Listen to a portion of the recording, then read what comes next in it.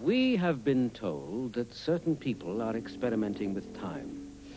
People from the not-too-distant past or the not-too-distant future. Am I right? That's right, yes. And consequently, as nobody should mess around with time... Except us. Except us. That these people are in danger.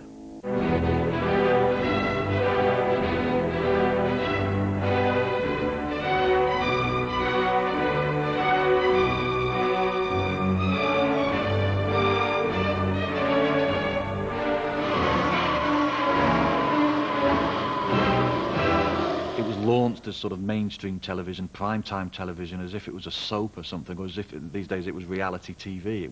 There was a big hype on it. You know, it was going to be a big thing. Transuranic heavy elements may not be used where there is life. Medium atomic weights are available.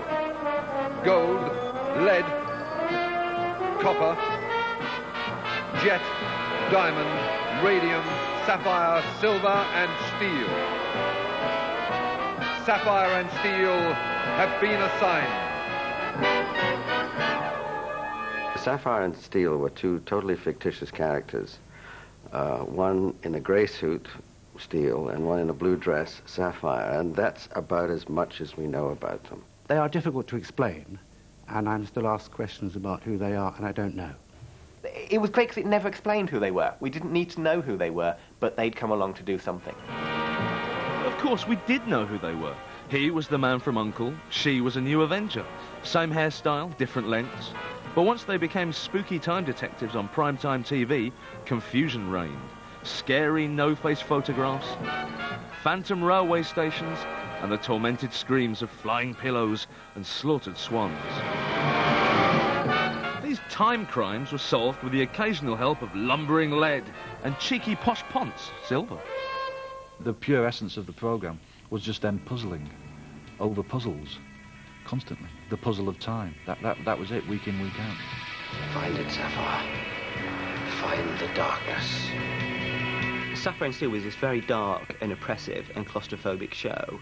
I mean, the two heroes were fighting.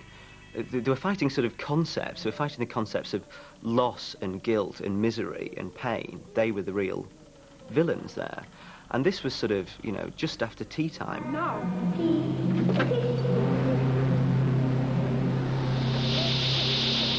Hold up! It's a sci-fi detective story. I wanted to get away from the idea of people going back in time. So I thought a good idea would be to have a couple of detectives who are trying to deal with a situation of time breaking in. There is a corridor, and the corridor is time. It surrounds all things, and it passes through all things. So I dreamt up this idea of time being a fabric, and a fabric that's stretched, and in some places is probably threadbare. This corridor, can you enter it? No, not in the way you imagine. You cannot enter into time. But sometimes, time can try to enter into the present. Break in, burst through and take things. Take people. If that fabric of time was broken in some way, it was a disastrous situation for the Earth and for the whole of life on Earth. And whenever someone did something that possibly could reverse time or break that fabric, two agents were sent from some far-off place to come and correct the situation. In wigs and contact lenses. The attack has started. I think P.J. Hammond and Sean O'Riordan didn't think of the forces that came back to break this fabric of time as malevolent necessarily. I think they all had a good reason. That's why that whole one in the abattoir with the agony of the animals being killed, I mean, there's a justification there. Don't worry, no one got it. That was the point. Oh, the fact that you couldn't understand a word of what was going on in Sapphire and Steel was definitely the best thing about it. Absolutely riveting. Sometimes it's best not to know, because you can just let your imagination go right. We decided we wanted to make it a bit of fun, as well as being a supernatural thriller, and we didn't want to explain too much. Now? Not yet. Well, there it is. But how do we open it? It has no lock, no handle, remember? Steel was the intellectual, the logical planner, the leader, the general. Sapphire was a more feeling creature, sentient creature who could who could sort of tune in. No, the sun is shining. It's very bright. It's almost dazzling. They were just a very, very good foil for each other, and they were both very attractive looking in their own way. It was high quality nonsense. Yep, two blonde bombshells with all the time in the world, and the biggest question of all, was he giving her one? What obviously everybody wanted, and why they'd probably given them the vast amounts of money, was that the whole idea was would they, wouldn't they? That it was a David Duchovny, Gillian thing, that it was like Moonlighting with Bruce and Sybil. Would they or wouldn't they? Which side of the bed would you prefer? I don't know. That sort of begs the question, what do agents of that ilk get up to in their private moments? And the mind boggles. No spaceships, no ray guns, and no men in silver suits.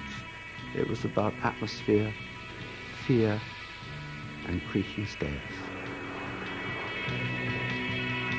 As a child, growing up, watching Sapphire and Steel, it scared the living hell out of me. They don't make shows that scary anymore. They make them jokey, but you did not dare go to bed with the light off after Sapphire and Steel.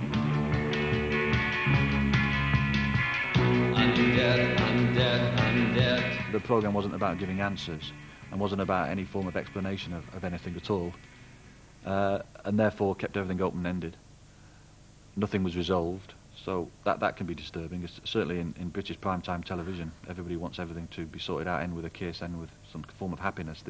This I believe, ended with them being adrift in space. Where they came from, who knows? Where they went when that brief series ended, no one knows. But I'd sure like to find out. It would be wonderful to do it all again, just to explain who the hell Sapphire and Steel really were.